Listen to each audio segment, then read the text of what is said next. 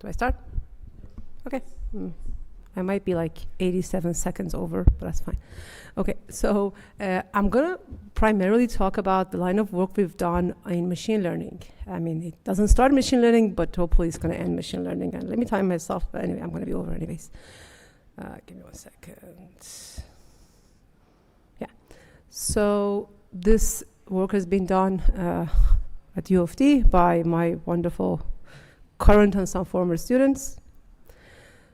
I'm going to make a case for code specialization for sparse matrix computations. And I'm going to start with an example. So let's imagine we're multiplying a dense matrix with a dense vector and accumulating it into an output C.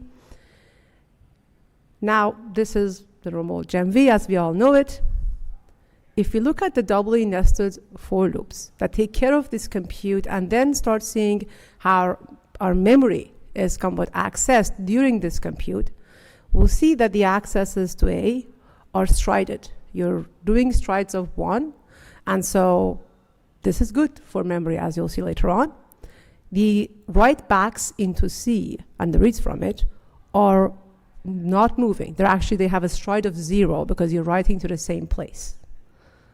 Now, if you go back and look at the code, line 3 in this code, and you just see the access to C, you will see that you are actually striding with 0 in J because you have a coefficient of 0 multiplied by J. This is good because stride 0 accesses are good for temporal locality. As for A and B, you have a stride of 1, your coefficient is 1. So you're striding 1 when you're accessing memory with regards to the iterator J. This is good for spatial locality. So if we go back and we look at how we're visiting memory, you'll see that as we walk our way, we are not only spatially accessing, we're not only spatially accessing A and B, we also can potentially have better temporal reuse in B, and we can do really good vectorization. This is all good as far as we're dense. Now let's make this A matrix sparse and see what happens. As you all know, we will compress this sparse matrix into something like a compressed row storage format. And then we go into doubly nested for loops that take care of this compute using the compressed form. Now, what's happened here is the accesses to B have an indirect access. So they're not only kind of linear strided, they're not. They're all over the place. And this is why sparse kind of optimization is challenging. And if we walk our way through the compute, loop after loop, we'll see that the accesses to A are actually good for spatial locality. We're also accessing C with good temporal locality. It's the B that's hitting us in performance. And I'll walk you through this entire loop nest to show you this. Not only that, this doubly nested for loop going over CSR also suffers from its bounds not known, so you can't do vectorization.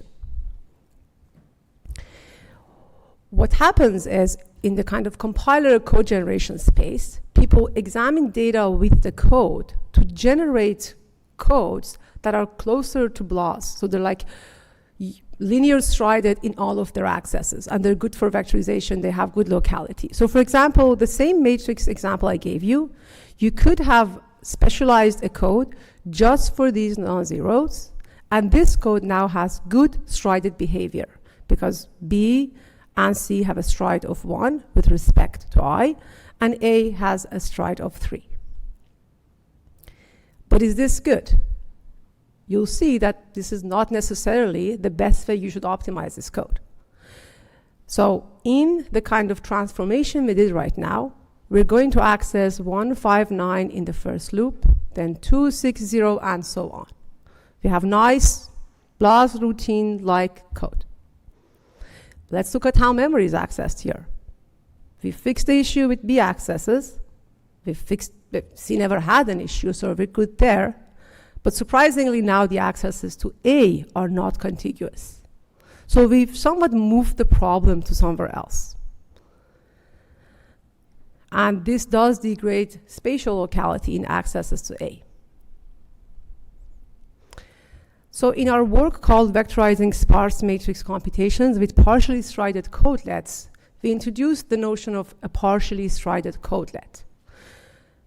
And we demonstrate that you do not have to go and mine your data and your code to find just BLAS type routines. When you're doing specialization, you should actually be mining for partially strided codelets, which also account for BLAS type routines.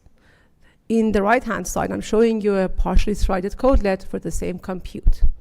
Let's look at how this works with memory. As we walk our way through this compute, we'll see that the accesses to A are now contiguous. The accesses to C are now contiguous too. The accesses to B are not contiguous, but you know where you're accessing in memory. These are constant values. So using a gather operation, you can potentially optimize this code to outperform the specialized BLAS routine you generated. And so if in here, I'm showing you a bunch of matrices in the x-axis. The y-axis is gigafloating point operations per second. The higher, the better.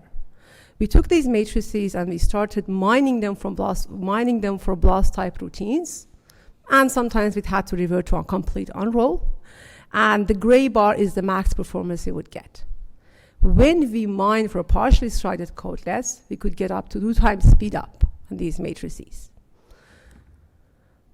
So what we do in this paper is we propose an automated approach to go and look for these codelets. And I will very briefly talk about that. Our approach and algorithm is called the locality codelet mining approach. It has a bunch of stages. I'll talk about very few, very quickly. So in the first stage, we take the sparse matrix, the method, and the sparse pattern, and create access functions. So we know the data, we know the code, we have all the instructions. Then what we do is we extract the access functions.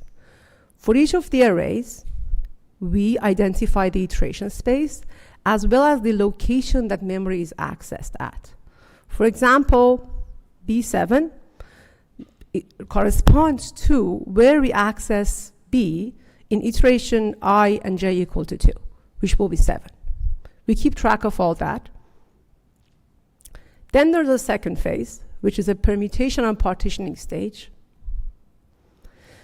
In this stage, we look at all the instructions and start reordering them. And we benefit from the associativity property here. Things can be moved, correctness will be preserved. And we use a minimum edge covering graph problem to minimize the distance of reuse between these operations while trying to increase the probability of having partially strided codelets with more strides, with like more linear strides or constant strides. So every operation will be a node in our graph. Every edge is a stride 0 or 1 kind of access between 2 operations. And we tag all the edges with a distance of reuse that I'm not going to go into detail in. And we run our graph problem on it. At the end, the compute is going to be, all of our operations are going to be split into a bunch of computation regions. Each computation region has been optimized to have maximum reuse by reducing the overall edge weights in that region. Now that we have our computation regions, we have another heuristic that runs into these computation regions and finds the best combination of partially strided codelets for that region. And if profitable, the codelets between different regions will also be merged. At the end, we need to generate the parameterized codelet. How do we do that? We go back to our access functions. So for example, we need to figure out what these access functions are to be able to generate our parameterized partially strided codelet. So for iteration j, there's a stride of 1 between accesses in A, so the coefficient is going to be 1. Between the I iterations, there's an access of 3, there's a stride of 3, so that coefficient is going to be 3, and we continue doing that until we can generate our partially strided codelet. It's a parameterized codelet. We do it all over the matrix, examine data and instructions at the same time. Here we ran over 500 matrices from the Sparse matrix repo, and we're beating MKL up to on average 1.75 times. Now, I'm going to do a shameless plug. We ran this kind of LCM algorithm on over 3,000 matrices from the deep learning matrix collection, and we found out that over 96% of the codelet patterns are partially strided, but they only have a linear stride in one of their accesses. This is extremely bad for register tiling, 2D register tiling, because when you don't have a linear stride, your compiler gives up. And so you can attend our talk tomorrow at 4:20, where we talk about sparse register tiling for unstructured sparsity in neural network inference. A quick glimpse to what we get. The blue bar here is how we outperform competitors. The higher the better, and these are different kinds of sparsity ranges. Now, what's more interesting, I guess, for the ML community is how does this all play on a GPU? And this is something, a small project, somewhat I'm leading at MSR right now. And what we're doing there is we're trying to see what specialization means on a GPU. One of the very interesting things on the GPU hierarchy is the schedule is fixed by your NVIDIA scheduler. So first you need to determine how you can send thread blocks to the same SM when you identify there's an opportunity for reuse. That's one problem. The other is all the hush-hush about what's the instruction cache on SM, what's its limits, is it shared with data, is it not shared? Because as we specialize code, we quickly can overshoot the instruction cache. So that's another problem. If hopefully you attend our talk tomorrow, you'll realize to actually accelerate machine learning matrices, you need to further specialize for the sparsity itself. And the question there becomes, what kind of sparsity do you specialize for? And that's a different question. You might go and find anything that's good for a sparse tensor core, spit out code for that. Whatever's left, you can tag as unstructured and think what to do with that, etc. But to just show you a quick glimpse of the kinds of speedups we're getting right now, the blue bar CUSPA is our kind of current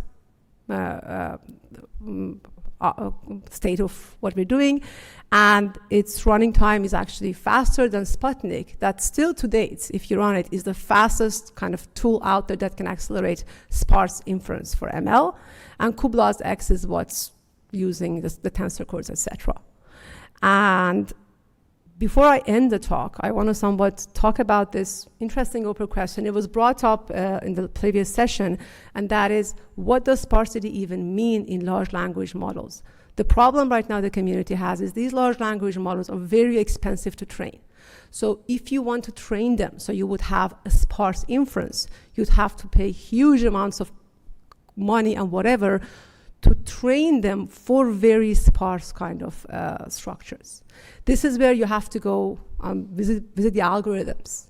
So the sparse GPT paper that was pointed out in the previous session uses second order information to prune out the kind of data that you need, and second order information provides kind of, it's less kind of sensitive to accuracy. So you can prune them out more liberously for higher sparsity patterns. So on the algorithmic front, we've been doing a line of work where we're trying to show that you can replace SGD with a second order optimizer by running that optimizer every X number of iterations. And as a result, now you can tailor to higher unstructured sparsities and potentially be able to compress your neural nets even more. Yeah, I'll be happy to talk offline about that. That's it. Thank you.